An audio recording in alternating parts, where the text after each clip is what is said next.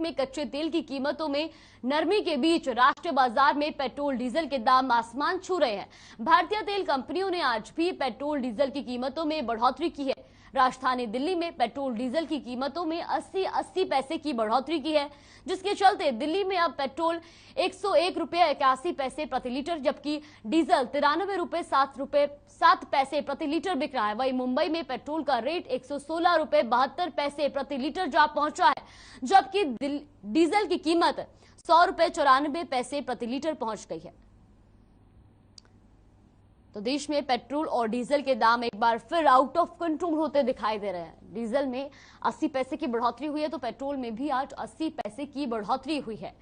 और इसी के साथ दिल्ली में पेट्रोल की कीमत 101 रुपये 81 पैसे प्रति लीटर, जबकि डीजल की कीमत 93 रुपये 7 पैसे प्रति लीटर हो चुकी है। तो वहीं मुंबई में पेट्रोल का रेट 116 रुपये 72 पैसे प्रति लीटर जा पहुंचा है, जबकि डीजल की कीमत 100 रुपये 94 पैसे प्रति लीटर पहुंच गई है।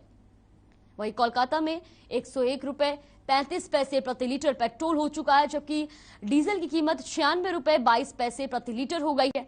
इसी के साथ चेन्नई में 107 रुपये 45 पैसे प्रति लीटर पेट्रोल की कीमत जा पहुंची है, जबकि 97 रुपये 52 पैसे प्रति लीटर वहां पर डीजल बिक रहा है।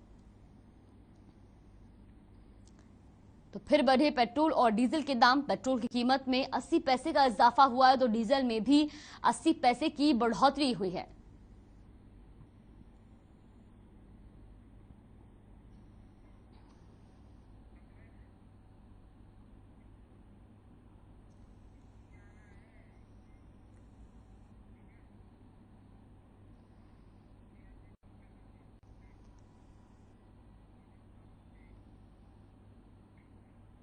मुख्य सचिव संजीव कौशल ने चंडीगढ़ में स्वामित्व योजना की समीक्षा की, जिसमें सभी जिलों के उपायुक्त और स्वामित्व योजना से संबंधित अधिकारी वीडियो कॉन्फ्रेंसिंग के जरिए जुड़े।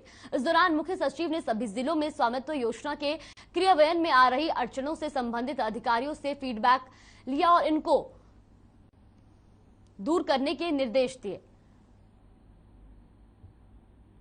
उन्होंने कहा कि इस काम में ढिलाई बर्दाश्त नहीं की जाएगी। साथ ही जिला राजस्व अधिकारियों को अपना अपना डाटा पोर्टल पर अप टू डेट रखने के निर्देश देते हुए कहा कि जिला उपायुक्त भी इस मामले में समय समय पर समीक्षा करते रहे।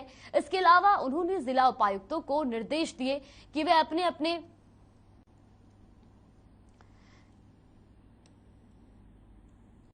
तो ये आपको बता दें कि इसके अलावा उन्होंने जिला उपायुक्तों को निर्देश दिए कि वह अपने अपने जिले के सभी गांवों में 24 अप्रैल 2022 तक प्रॉपर्टी आईडी कार्ड वितरित करवाना सुनिश्चित कर दे, ताकि हमारे राज्य को देश का पहला लाल डोर मुक्त प्रदेश होने का खिताब मिल सके।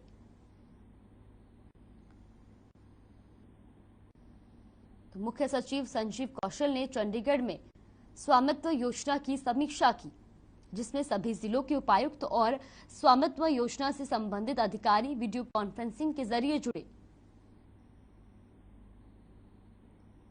तो वही इस दौरान मुख्य सचिव ने सभी जिलों को में स्वामित्व योजना के क्रियान्वयन में आ रही अड़चनों से संबंधित अधिकारियों से फीडबैक लिया और इनको दूर करने के निर्देश दिए। उन्होंने कहा कि इस काम में ढिलाई बर्दाश्त नहीं की जाएगी और साथ ही जिला राजस्व अधिकारियों को अपना अपना डाटा पोर्टल पर अप टू डेट रखने के निर्देश भी दिए।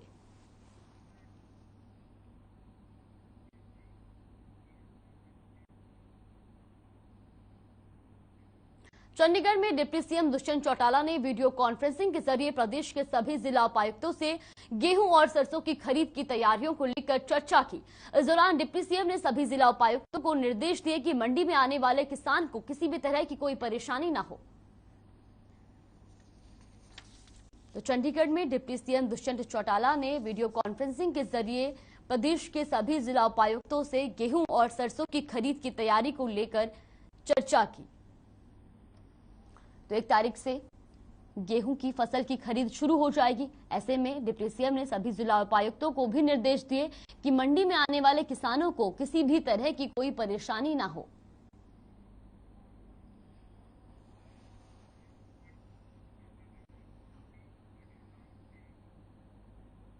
डिप्टी सीएम दुष्यंत चौटाला ने महेंद्रगढ़ का दौरा किया। डिप्टी सीएम ने ताऊ देवीलाल पार्क में पूर्व उप प्रधानमंत्री जननायक ताऊ देवीलाल की 11.25 फुट ऊंची मूर्ति का अनावरण किया।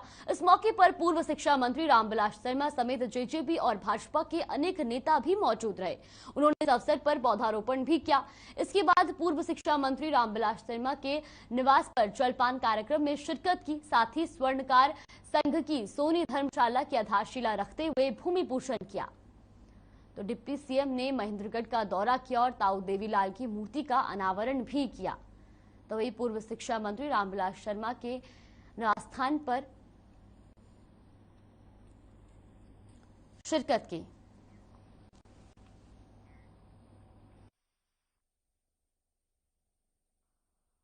महेंद्रगढ़ शहर की पिछले 2 दशकों की बात है जो बद्री ओम प्रकाश चौटाला जी ने 2003 में अनाउंस की। आज वो पूरी कि जिस जेल में चौधरी देवीलाल जी रहे उसके साथ लक्ष्मी की जमीन लगभग 5 से 6 फीट के बीच चौधरी देवीलाल जी के याद में आज अपने घर पर चाय के लिए आए। मैं अपनी तरफ से अपने सभी कार्यकर्ताओं की तरफ से उनका हार्दिक अभिनंदन करता हूँ। जैसे अभी दुष्यंत जी ने बताया, मैं बड़भागी हूँ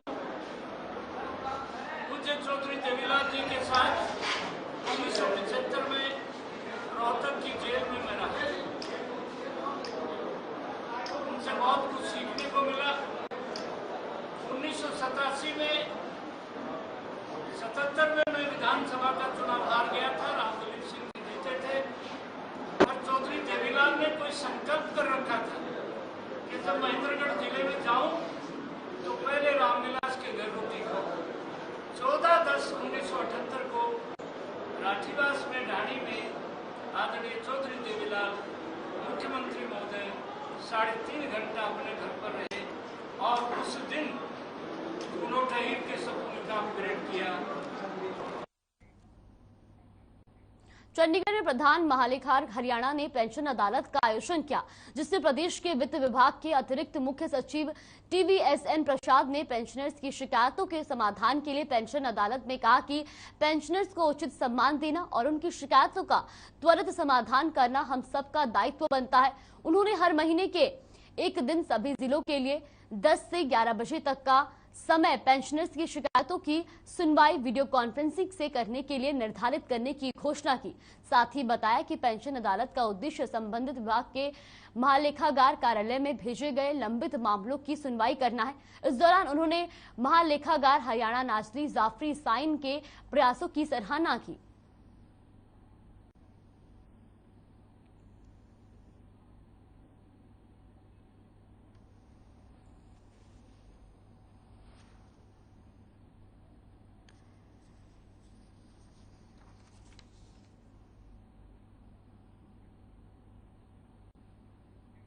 रेवाड़ी में किसान कांग्रेस के राष्ट्रीय महासचिव और राजस्थान प्रभारी कृष्ण लेखारा ने एक बार फिर सोनिया गांधी के इस्तीफे की मांग की है और साथ ही राजस्थान के मुख्यमंत्री अशोक गहलोत की जगह सचिन पायलट को सीएम बनाए जाने की पुरजोर आवाज उठाई है। उन्होंने कहा कि 5 राज्यों में चुनाव में कांग्रेस को करारी हार मिली है। साथ ही उन्होंने कहा कि हरियाणा में प्रदेश की कमान युवा नेता दीपेंद्र हुड्डा को अगर सौंपी जाए तो कांग्रेस हरियाणा में मजबूती के साथ एक बार फिर से उभर कर आएगी और 2024 में जीत का परचम लहराएगी। कांग्रेस के राष्ट्रीय सचिव एवं राजस्थान प्रभारी कृष्ण लेखारा इस वक्त हमारे साथ है। आइए उनसे जानते हैं 5 राज्यों में मिली करारी हार के बाद पार्टी में क्या कुछ मंथन चल रहा है। कृष्ण जी, आपका हर खबर हरियाणा में स्वागत है। नमस्कार जी। तो क्या कहेंगे, जिस तरह 5 राज्यों में चुनाव हुए, एक नेशनल पार्टी कांग्रेस और वो 5 राज्यों में हार हुई है उसकी करारी, और उसके बाद पार्टी में क्या कुछ मंथन चल रहा है पार्टी को आगे उभारने के लिए? हमारी जो कांग्रेस की राष्ट्रीय सचिव है श्रीमती सोनिया गांधी, उस पर अभी CWC की बैठक हुई थी। उसमें कांग्रेस के सभी नेता शामिल हुए थे, जिसमें से करारी हार का एक मंतव्य ये है कि हमारे सारे राज्य के अंदर कांग्रेस के जो संगठन है वो बहुत कमज़ोर था। उन संगठनों में निचले स्तर पर उप किसी भी कार्यकर्ता ने मोटिव से काम नहीं किया, जिनके कारण हमारी कांग्रेस की हार हुई है, जिसमें से यूपी सबसे बड़ा था, जिसमें हमारे को 2 सीट मिलना, ये हमारे लिए बहुत ही दुर्भाग्यपूर्ण है। जो कांग्रेस पार्टी कभी सत्ताधारी पूरे देश पे राज करती थी, आज वो निचले स्तर पर 2 सीटें आने से हमारे कांग्रेस के कार्यकर्ताओं का मनोबल डाउन है। और आज कांग्रेस की गुटबाजी इतनी बढ़ गई है कि 23 के नेता कांग्रेस संगठन पर भी बात उठा रहे। बात उठाना भी लाजमी है, क्योंकि काफ़ी समय से हमारी सोनिया गांधी जी 20 साल से कंटिन्यू राष्ट्र की अध्यक्ष हैं। अब कांग्रेस का संगठन का विस्तार करना चाहिए और इस पद से इस्तीफा देकर युवा चेहरे को आगे लाना चाहिए, जो कांग्रेस का संगठन भी चलाए और देश के अंदर कांग्रेस की सरकार भी बने। जिस तरह से माना जा रहा है कि जैसे आप हरियाणा के रहने वाले हैं और हरियाणा में जो चल रहा है अभी, मान लो अभी जिस तरह से चल रहा है कि अहिरवाल में हायर रेजिमेंट की मांग की जा रही है, लेकिन कार्यकर्ता है जब फिर बीजेपी के लीडर हैं, अहिरवाल के नेता हैं, वो कोई सामने भी नहीं आ रहे। हमारे कांग्रेस का हरियाणा में संगठन बने हुए भी कम से कम 10 साल हो गए। इससे पहले अशोक तंवर जी थे, 7 साल तक वो प्रदेश अध्यक्ष रहे। शैलजा जी हैं, वो 3 साल से लगातार कंटिन्यू है, पर डिस्ट्रिक्ट का आज तक कोई अध्यक्ष नहीं बना, प्रदेश की कोई कार्यकारिणी नहीं बनी, ना ही कोई कार्यकारिणी की डिस्ट्रिक्ट की मीटिंग होती है, ना प्रदेश के। तो कांग्रेस का कार्यकर्ता मायूस भी है और कांग्रेस पार्टी के प्रति अब उनकी भावनाओं के अंदर भी कहीं ना कहीं कमी आ गई है, जिससे कांग्रेस का संगठन कमजोर है। कांग्रेस का संगठन हमारे हरियाणा में श्री दीपेंद्र सिंह हुड्डा तो मजबूत कर रहे हैं, क्योंकि हुड्डा एक युवा चेहरा है, वो ही कुछ कांग्रेस के अंदर बदलाव कर सकता है और कांग्रेस पार्टी को उभार भी सकता है। और रही अहिर रेजिमेंट की मांग, अहिर रेजिमेंट बहुत पुराना मुद्दा है, अहिर रेजिमेंट बननी भी चाहिए, क्योंकि ये हमारा दक्षिणी हरियाणा का हक भी है। पर इसके लिए एक हमारे यहाँ की जो लीडरशिप है वो केंद्र के अंदर भी बैठी है और स्टेट गवर्नमेंट में, दोनों के अंदर सरकार है। अगर वो चाहे तो 1 सेकंड में बनवा सकते हैं। वो अगर भाजपा नहीं बनाती है तो उनको इस्तीफा दे के समर्थन के बीच में आना चाहिए और हमारे दक्षिणी हरियाणा में साथ रहना चाहिए। अब ये ऊपर का जो लॉलीपॉप करते हैं जनता के बीच में समर्थन दे आना कि अहिरे में बननी चाहिए, तो इससे तो कहीं ना कहीं हमारे साथ धोखा करते हैं। हमारे कहने का मतलब है दक्षिणी हरियाणा के लीडर को इस्तीफा देकर समर्थन करना चाहिए। आपने एक बात कही है कि जिस तरह से दीपेंद्र हुड्डा को एक चेहरा बनाना चाहिए, जैसे कांग्रेस को मजबूत करने के लिए हरियाणा के अंदर, लेकिन सुनाई में आ रहा है कि दीपेंद्र हुड्डा जो है आम आदमी पार्टी की तरफ झुकाव कर रहे हैं। दीपेंद्र हुड्डा जी बहुत बड़ी वरिष्ठ नेता और बहुत ही समझदार युवा नेता है, वो ऐसी बात नहीं कह सकते। एक्चुअली में क्या है कि जो केजरीवाल आम आदमी में लॉलीपॉप दे रहे हैं कि आप हमारे साथ आइए, हमारी सरकार बनने जा रही है, और लुभाने वादे करते हैं, बिजली माफ, पानी माफ, एजुकेशन, ये थोड़ा दिन ही चलता है, क्योंकि सरकार चलाने के लिए जो राजस्व चाहिए, पैसा चाहिए, वो तो लोगों के बीच में काम करेंगे जब भी पैसा मिलता है। पर कहीं ना कहीं जो आपने देखा है पंजाब में उनकी सरकार आई है, अब देखना है कि वो खुशमान मुख्यमंत्री कितने दिन चलाते हैं। अभी शुरू का उनका जो झोंका है वो हवा की तरह है। ऐसा हरियाणा में केजरीवाल का कोई रोल नहीं रहेगा। तो किसान कांग्रेस का आप राजस्थान के प्रभारी भी हैं, और राजस्थान में क्या लगता है मुख्यमंत्री की सीट को लेकर, क्योंकि 5 राज्यों में करारी हार हुई है, तो कहीं ना कहीं मुख्यमंत्री पर भी गाज गिर सकती है राजस्थान में। हाँ, वहाँ पर हमारे कांग्रेस के वरिष्ठ नेता और जिसके समर्थन से सरकार आई थी वो है सचिन पायलट। सचिन पायलट हमारे राजस्थान के मुख्यमंत्री भी होंगे और युवा के चेहरे के लिए सबसे उपयोगी और जनता के बिलों में राज करने वाले हैं श्री सचिन पायलट। और राजस्थान में पिछली योजना के अंदर जो मेहनत करी थी वो सचिन पायलट की वजह से राजस्थान में सरकार आई थी। कहीं ना कहीं गुटबाजी के कारण वो मुख्यमंत्री नहीं बन पाए थे। अब आने वाला समय युवा का है, पायलट साहब इसके लिए मेहनत भी कर रहे हैं। गहलोत साहब का टाइम पीरियड 3 बार से मुख्यमंत्री रह चुके, जनता ने अब सब कुछ देख लिया, अब नए चेहरे को मौका मिलना चाहिए। अभी जैसे दिल्ली में केजरीवाल सरकार है, अब पंजाब में भी उन्होंने बाजी मारी है और पंजाब में भी अब सरकार बना रहे हैं। अब अगली बारी 2024 की कह रहे हैं कि हरियाणा में भी वो अपने उम्मीदवार खड़े करें, हरियाणा में भी जीत हासिल करेंगे। पार्टी है, पार्टी कहीं भी चुनाव लड़ सकते हैं, लोकतंत्र है, लोकतंत्र में सभी को लड़ने का, बोलने का मौका मिलता है। यहाँ की जनता समझदार है। अब आप देखना, इनकी 2 राज्य में सरकार है, दिल्ली और पंजाब।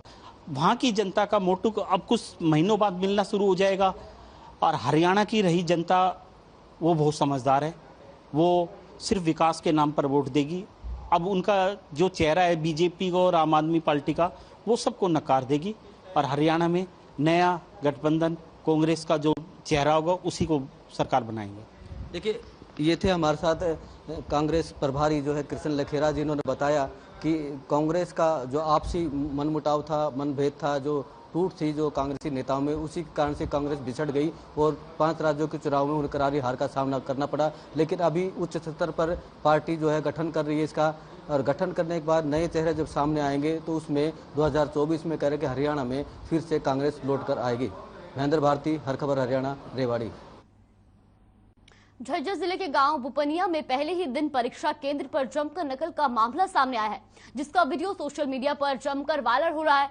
यहां तक कि नकल डालने वालों को पुलिस कर्मचारी भी नहीं रोक रहे हैं। देखने वाली बात यह है कि जब परीक्षाएं शुरू होने से पहले ही जिला उपायुक्त ने सभी अधिकारियों को बोल दिया था कि नकल रहित परीक्षा होनी चाहिए, बावजूद इसके पुलिस और जिला प्रशासन हाथ पर हाथ धरे बैठे रहे और नकल चलती रही, जिसके चलते जिला प्रशासन ने के नकल रोकने के दावे फेल होते दिखाई दिए। परीक्षाओं के चलते ऐसी लापरवाही का ये वीडियो जिला प्रशासन पर सवालिया निशान खड़े कर रहा है।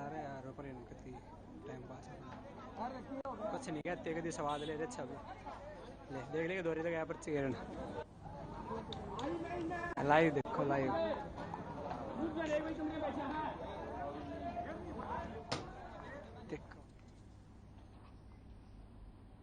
उप मुख्यमंत्री दुष्यंत चौटाला के कार्यक्रम को लेकर महेंद्रगढ़ की यादव धर्मशाला में कुछ सामाजिक कार्यकर्ताओं की बैठक हुई, जिसमें उन्होंने उप मुख्यमंत्री के सामने टूटे रोडों का मुद्दा रखने का निर्णय लिया। लेकिन जैसे ही वो आगे बढ़ते, पुलिस ने सामाजिक कार्यकर्ताओं को रास्ते में ही रोककर पुलिस की बस में बैठाकर वापस भेज दिया।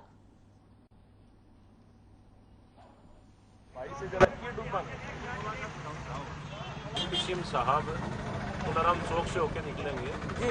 हम 4-5 आदमी तो कोई ज्यादा भीड़ वाला मामला, इधर बड़े आराम से तुलाराम चौक पे रुकने का कार्यक्रम था। हमने सोचा वहाँ अपना जो ये मांग पत्र रखेंगे जी, उनको यहाँ की व्यवस्था के मामले में अवगत कराएंगे जी।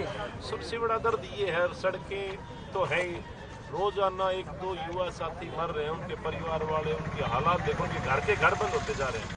सरकार को कोई फर्क नहीं पड़ रहा इस चीज से। और सबसे बड़ा दर्द ये है कि अहीरों की, अहीरवाल की जो धरती है, यहाँ समस्त बिरादरी के सैनिकों ने, महेंद्रगढ़ जिले के अहीरवाल की धरती के सैनिकों ने देश की अपनी शहादत दी और उसको नमन करने के लिए छोटी सी जगह मांग रहे हैं। उनको नमन करने के लिए रेजागला या शहीद शौर्य स्मारक के रूप में कोई छोटा सा जमीन का 100, 200, 500 गज का टुकड़ा दे दें, वहाँ पे हमारे साथी, हमारे युवा बच्चे, आने वाली पीढ़ी उनको नमन कर सके। अब वो कभी कभी अगर कोई आदमी मन से विचार करे तो हमारे शहीदों की जो आत्माएं, वो कभी ये सोचती तो होगी हमने इनके लिए, देश के लिए जान दे दी, इनको बचाने के लिए, देश की अस्मिता के लिए, देश के लिए हम अपनी जान कुर्बान करके, ये हमें याद करने के लिए छोटी सी जगह तक देने के लायक। चंडीगढ़ में हरियाणा के गृह मंत्री अनिल विज ने दुबई में आयोजित ग्लोबल इन्वेस्टर्स ग्रोथ समिट से लौटने के बाद अपनी प्रतिक्रिया दी। उन्होंने कहा कि निवेश के नजरिए से हरियाणा स्वर्ग है और हरियाणा में निवेश करने के लिए बहुत स्कोप है। साथ ही उन्होंने बताया कि हरियाणा में केएमपी के दोनों तरफ सरकार ने इंडस्ट्रियल कॉरिडोर स्थापित करने की योजना बनाई है, जहां इंडस्ट्री लगाई जा सकती है। वहीं उन्होंने विपक्ष पर पलटवार करते हुए कहा कि सुरजेवाला को हर वक्त नेगेटिविटी नजर आती है। देश सबसे ज्यादा तरक्की प्रधानमंत्री नरेंद्र मोदी की अगुवाई में कर रहा है। हमने वर्ल्ड फोरम के सामने अपने देश की, अपने हरियाणा की बात की है। हमने कहा है कि इन्वेस्टमेंट की दृष्टि से हरियाणा पैराडाइज है। यहाँ पर बहुत स्कोप है इन्वेस्टमेंट करने का। केएमपी जो 135 किलोमीटर लंबी है, उसके दोनों तरफ 2-2 किलोमीटर का हमने कॉरिडोर बनाया है, इंडस्ट्रियल कॉरिडोर, जहाँ पर इंडस्ट्री लगाई जा सकती है। और भी प्रदेश में हमने लाल फीताशाही को खत्म किया है। हमने सिस्टम में परिवर्तन किया है। आपको दफ्तरों के चक्कर नहीं लगाने हैं। अधिकतर जो योजनाएं हैं उनका हमने डिजिटलाइजेशन किया है और सरकार की तरफ से पूरी तरह से सबको सहयोग मिलेगा। लोगों ने हमारी बात को बहुत पॉजिटिवली लिया है। हरियाणा के विकास एवं पंचायत मंत्री देवेंद्र सिंह बबली ने पुरातत्व एवं संग्रहालय विभाग के अधिकारियों के साथ बैठक की। इस समीक्षा बैठक के बाद पुरातत्व एवं संग्रहालय मंत्री देवेंद्र सिंह बबली ने अधिकारियों को निर्देश दिए और कहा कि ऐसी परियोजनाओं का पता लगाओ जो राज्य को पुरातात्विक और पर्यटन की दृष्टि से बढ़ावा देने में सहायक सिद्ध हो। इसके साथ ही मंत्री देवेंद्र सिंह बबली ने अधिकारियों को नियमित प्रगति रिपोर्ट देने के निर्देश भी दिए।